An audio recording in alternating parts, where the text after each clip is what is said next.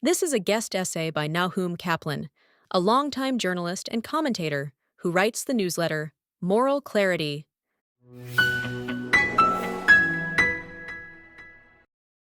Western diplomacy now rests on a fantasy that aggressors can be persuaded by disappointment. The assumption is rarely stated openly, yet it shapes responses across crises. Aggression triggers condemnation.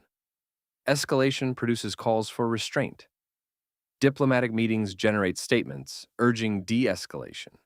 Carefully calibrated language substitutes for leverage. It is baloney.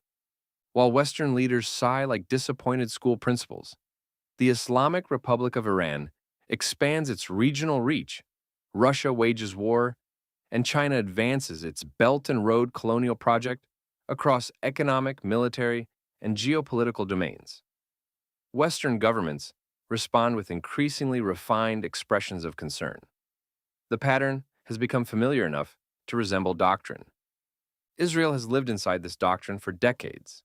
Hamas fires rockets at Israeli cities while embedding launchers in civilian neighborhoods. The diplomatic reaction tends to center on Israeli restraint rather than Hamas strategy. Statements urge proportionality, caution, and de-escalation, while the organization that initiated the violence continues operating under the assumption that international pressure will constrain Israel more than it constrains Hamas. This is not a misunderstanding. It is part of the strategy. Hezbollah offers an even clearer illustration. Over nearly 2 decades, the group built an arsenal of more than 100,000 rockets and missiles in southern Lebanon, many aimed directly at Israeli population centers. The buildup violated international agreements and occurred in plain sight. Western governments periodically acknowledged the violations. The response rarely moved beyond expressions of concern. Hezbollah's capabilities expanded steadily. Only now, as Israel is finally dealing with them as a hot front in its war against Iran, which is Hezbollah's patron. Iran has followed this strategy regionally. Tehran funded and armed proxies across Gaza, Lebanon, Syria, Iraq, and Yemen, many openly committed to Israel's destruction. Western governments emphasized diplomacy, negotiation, and restraint. Iran consolidated influence, tightened its encirclement of Israel, and expanded its capabilities. Western diplomacy assumes condemnation creates pressure. Israel's adversaries understand that condemnation creates opportunity. Hamas embeds military infrastructure in civilian areas, partly because the resulting civilian suffering generates diplomatic pressure on Israel. Western outrage constrains Israeli operations, which in turn improves Hamas's survivability. The diplomatic reaction is not an unintended consequence. It is integrated into the strategy. Western outrage has become part of the battlefield. Modern Western political culture places extraordinary emphasis on reputation. Careers rise and fall on perception. Governments worry about headlines. Institutions calibrate positions to avoid moral criticism. These instincts also make some sense within democratic societies where public opinion matters, reputation influences legitimacy, and criticism carries consequences. It also makes sense within political movements or parties where virtue is often a determinant of group hierarchy. Projection follows naturally. Western leaders assume adversaries share similar incentives, that condemnation produces discomfort, isolation generates anxiety, and reputational damage creates pressure. Israel's adversaries operate differently. Iranian leadership frames confrontation with Israel and the West as ideological purity. Hezbollah presents resistance to Israel as central to its identity. Hamas incorporates martyrdom narratives into strategic planning. Under these conditions, condemnation does not deter, it validates enemies' internal narratives. Opposition from Western governments becomes evidence of righteousness and reinforces domestic legitimacy. Israel is all too familiar with this dynamic. During Gaza conflicts, Israeli operations aimed at degrading Hamas infrastructure often face diplomatic pressure to halt before strategic objectives are achieved.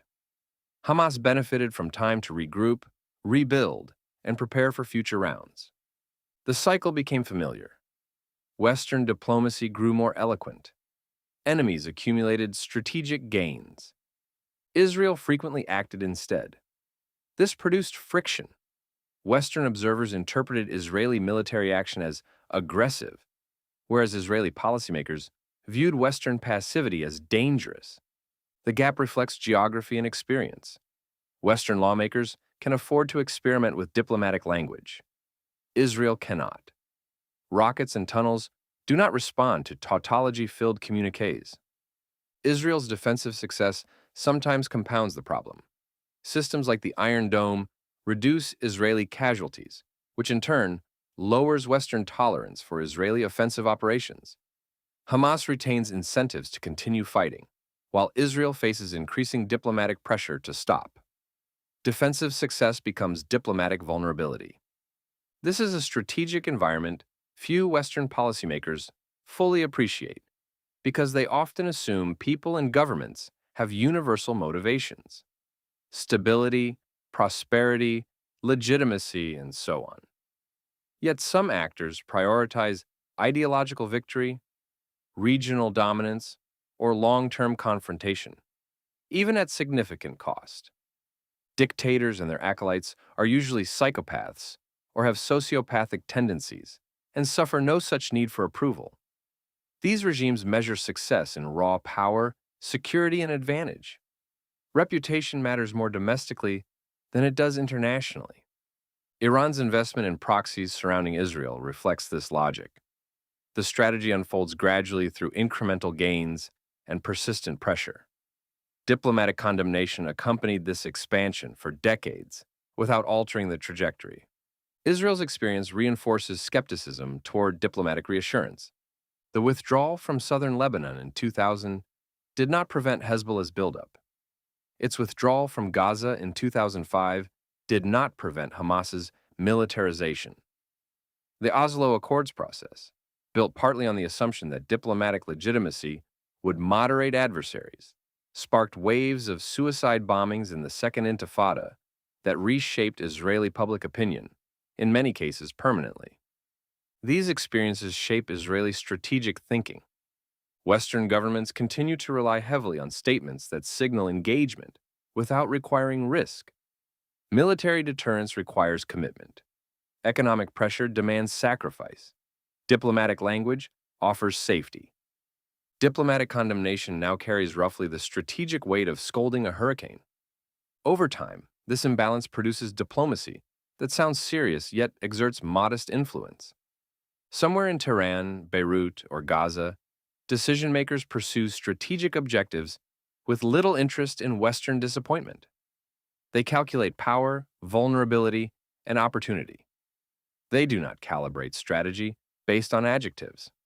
Israel has learned this the hard way, under missile, rocket, and drone fire, and pogroms launched from just over the border. The West shows no sign that it is learning anything at all. The belief that aggressors can be persuaded through disappointment retains a certain charm. It reflects optimism about human nature and faith in universal norms. But ultimately, it is nonsense that does not stop the wars.